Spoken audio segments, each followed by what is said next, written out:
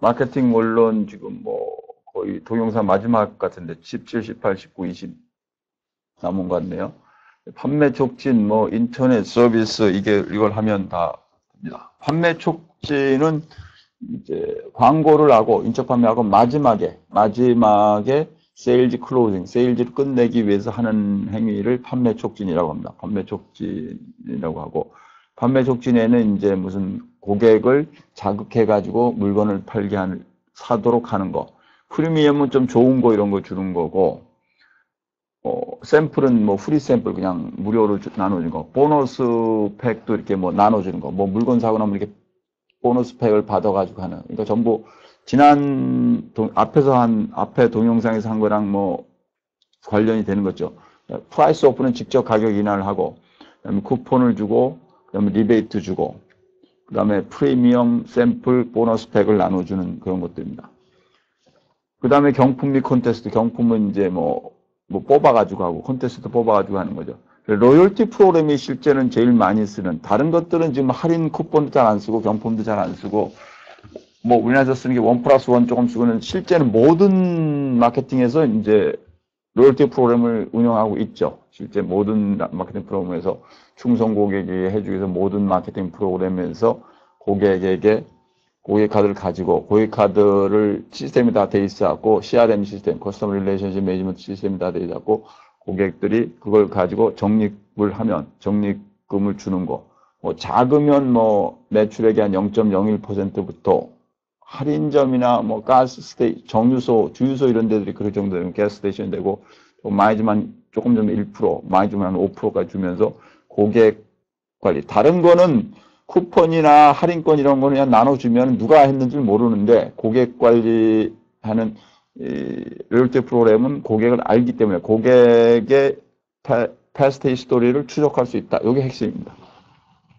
그 다음 구매 시점 포인트는 이제 진열하는 거. 포인트 오브 퍼처스 이렇게 광고를 해놓고 뭐 술집 같은 데 보면 앞에 뭐 이렇게 술 광고 해놓고 이런 게 다 그런 겁니다. 중간상 판매 촉진은 여러분이 직접 해보는 경우는 없죠. 제조업체들이 도매상이나 소매상에게 주는 판매 촉진. 도매상에는 이제 할인을 많이 주고 컴퓨터 가격 할인을 많이 주고 소매상에게는 이제 진열 프리미엄 같은 걸 줍니다. 예를 들어서 여러분들이 매장에 가서 보면 화장품 매장을 파는 가서 보면은 화장품 중에서 뭐 매일 보면은 매 눈 높이에 있는 골든존이라고 한 120cm, 100, 그 사이에 놓이는 것들, 거기에 놓이면 물건이 금방만 잘 보이니까 금방 사죠. 다른 데 놓이면 안 보이고. 그걸 하기 위해서 점퍼들이 이제 제조업체들이 점퍼들에게 어떤 걸 줍니다. 뭐 예전에는 뭐 점포당 뭐 3천만 원 준다 그래가지고 뭐 30개면 꽤 큰 액수죠. 그걸 주면은 진열을 잘하는 거. 이런 것들이 이제 중간상 판촉입니다. 근데 여러분은 실제 관여를 하지 않고 소비자 입장에서는 실제 잘 알 수가 없을 겁니다. 판매 촉진의 관리는 판매 촉진 목표를 수립하고 그다음에 예산을 설정하고 그다음에 수행을 하고 그다음에 실제 실행을 하고. 근데 판매 촉진은 결과가 바로바로 나옵니다. 뭐 바로바로 나오니까 할인권을 뭐 10,000장 나눠줬더니 매출이 얼마 나왔다 해서 바로바로 알 수 있죠. 그래서 그 판매 촉진은 거의 마약 같은 즉각적인 반응이 들어오는데 그것이 너무 과다해지면 소비자들의 태도 변화보다는 순간적인 반응을 만들어낸다. 그래서 그렇게 장기적으로는 좋지 않다 이런 얘기입니다. 판매 촉진의 목표를 수립하고 요번에 얼마를 하겠다. 뭐 제조업체들 같은 경우는 이제 판매 촉진 뭐 매출이 10조 이런 데 되는 데들은 뭐 몇천억씩 이제 판매 촉진 목표를 전체 매출 중에서 보통 촉진 비용이만 소비재 마케팅이 센데 컨슈머 패키지드 굿스를 파는 무슨 뭐 P&G가 파는 거, 뭐 우리나라 제일제당이 파는 거 이런 것들이 주로 그런데 태평양 화장품이 팔고 뭐 이런 데들이 파는 것들이 주로 그런데 되는데 그런 데가 주로 전체 매출이 한 1, 2% 정도 될 겁니다. 광고비가 한 6, 7% 되고 판매 촉진이 한 1, 2%, 백화점이 한 2, 3% 정도 판매 촉진 비용이 되죠. 목표 수립하고 예산 설정하고. 그럼 수단을 어떤 걸로 하냐? 풀하고 푸시는 다릅니다. 풀은 그 점포로 소비자를 끌어들이는 걸 풀이라고 하죠. 점포 입장에서 소비자를 끌어들이는 그 풀. 푸시라는 건 제조업체가 중간 상황에 주는 거. 그래서 여러분은 푸시 전략은 지금 잘 알 수가 없습니다.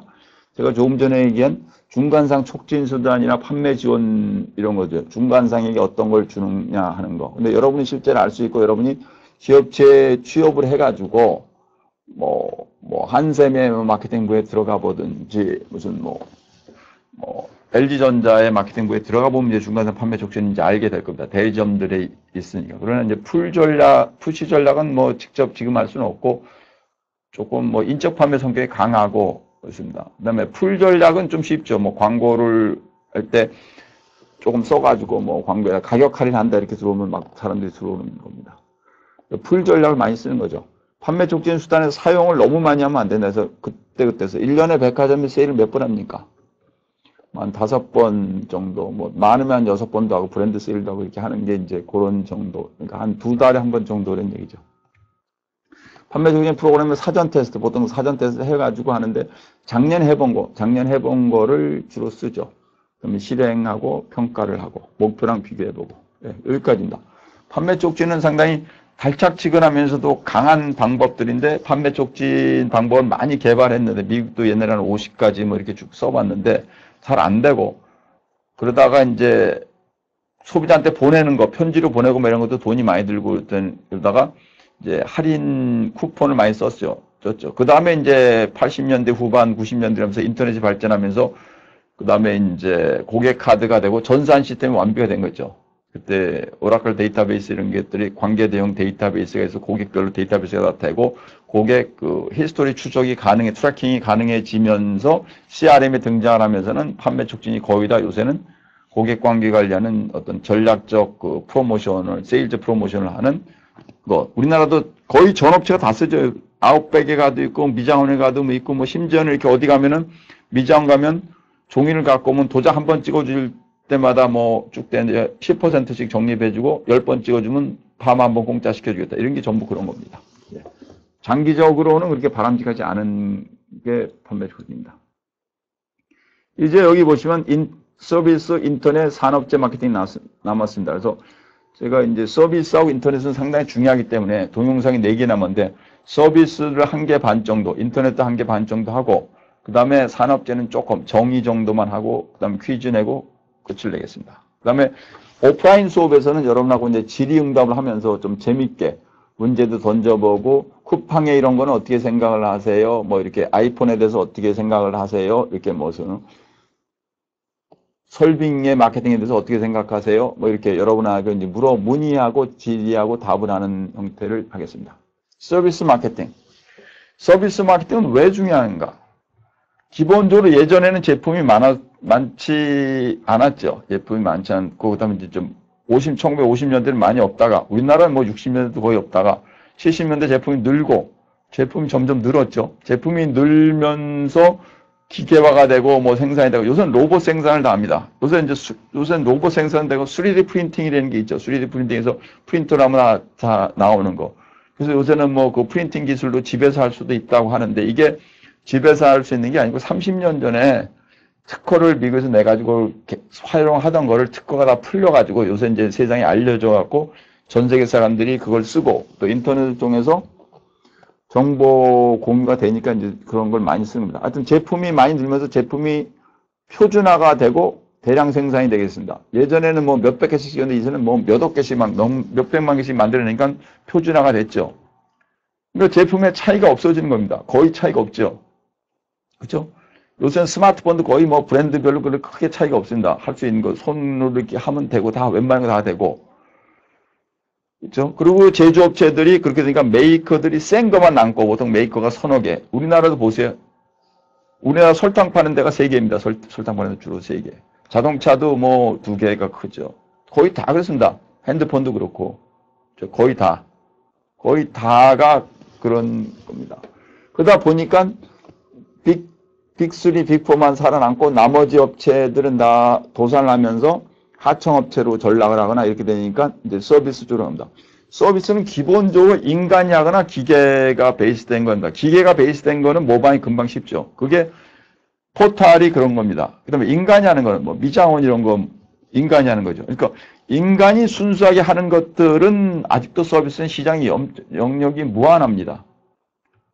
미장원이 아무리 늘어도 그렇게 사람이 다 필요하니까 준호여 회장하고 내가 몇 번 만났을 때 얘기할 때 뭐 직원이 수천 명, 3천 명이라 했는데 매장이 뭐 70개 정도 옵니다. 매장을 100개로 늘리려면 또 직원이 많아야 돼요. 그러니까 인원이 그렇게 필요한 거예요. 그래서 순수 서비스, 휴먼 베이스드 된 서비스는 늘어가는데 한계가 있으나 기계가 도와주는 거, 인스트루먼트 어시스티드 서비스. 그게 요새 포탈이죠. 우리나라 포탈이 업체가 예전에 많았죠. 야후도 있고 지금 뭐 다 있었죠. 지금 거의 다 없어졌죠. 지금 남아있는 게 뭡니까? 네이버하고 다음 정도죠. 그렇죠? 구글도 지금 우리나라에서는 잘 안 되고 전 세계에서 구글이 제일 많은데 센데도 야후도 뭐 지금 철수한 걸로 내고 그다음에 네이트 정도. 그렇죠? 예전에 파란도 있었고. 그러니까 기계가 들어와서 서비스가 될 때는 기계가 제조업체 비슷으로 다 점유를 하기 때문에 그래서 서비스도 그런 쪽으로는 몇 개 안 남습니다. IT 서비스도 지금 몇 개 안 남았고 그러나 인간 쪽의 서비스는 늘고 근데 이게 무한대로 계속 늡니다. 왜? 시장은 창조를 계속하고 동일한 게 아니고 새로운 걸 계속 찾습니다. 경제가 늘어나고 사람들은 조금이라도 이뻐지는 거 조금이라도 맛있어지는 거 이러다 보니까 서비스 마케팅이 중요해진 겁니다. 그래서 이게 점점 중요해서 앞으로는 뭐 서비스 마케팅이 거의 마케팅의 대세를 차지할 걸로 예측이 되고 있습니다. 일단 서비스 마케팅의 내용을 좀 다뤄보고 다음 동영상에서도 또 하겠습니다. 서비스 마케팅의 이해, 그 다음에 서비스 마케팅 믹스가 7개가 있습니다. 서비스 마케팅의 전략적 이슈. 서비스의 개념, 여기 메뉴의 거를 잠깐 시간 줄 테니까 좀 읽어보십시오.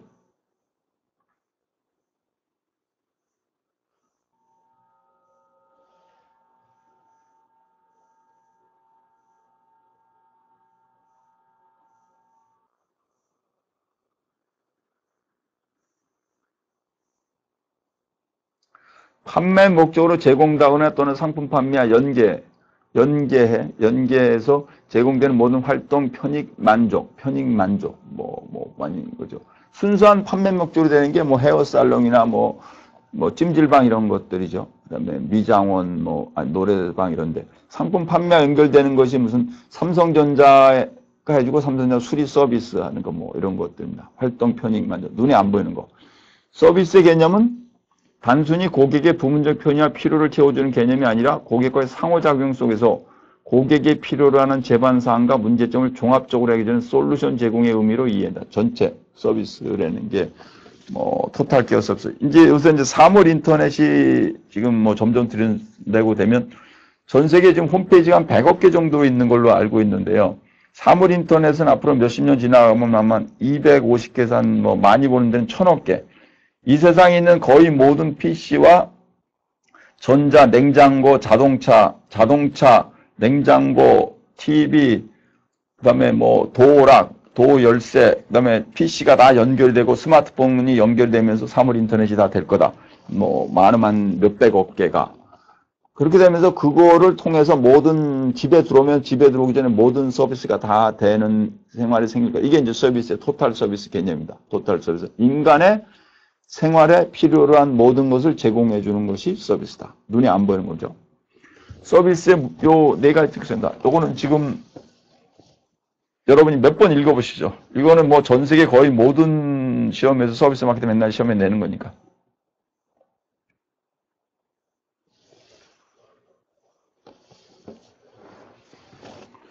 무형성, 눈에 안 보인다는 거죠. 이질성, 점점 다르죠. 왜? 사람이 다르고, 똑같은 사람에도 다른 거죠. 똑같은 사람에도 헤어살롱에서 할 때마다 좀 컨디션이 좋을 때하고 다를 때 다르고. 비분리성, 그 사람하고 구분이 안 된다는 얘기죠.